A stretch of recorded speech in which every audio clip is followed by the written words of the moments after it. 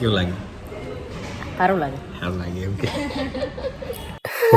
તો આજે છે શોપિંગ કરવા જવાનો અમે, લગનની શોપિંગ, મારા લગનની શોપિંગ. તો ફટાફટ સવારમાં કેટલા દિવસ પછી વહેલું ઉઠીને નીકળી ગયા અમે સુરત જોવા માટે. કપડાની શોપિંગ હોય એટલે સુરત બોમ્બે માર્કેટ. તો ભાઈ ત્યાં જવા પહેલા અમારે એક પાર્સલ રિસીવ કરવાનું હતું. અહીંયા આવીને જોયું તો ભાઈ પહેલા તો સમોસા, અહીંયાથી એને લઈને અમે પહોંચી ગયા સુરત. દુકાને પહોંચીને જોયું તો ભાઈ એટલી ભીડ ત્યાં, પણ એ ભીડમાં બી એડજસ્ટ થઈને બેસી ગયા લોકો. કલર જોવા માંડ્યા ભાઈ, આ શેડ પેલો શેડ, આટલા બધા કલર આવે સાડીમાં પહેલી વાર જોયું મેં તો.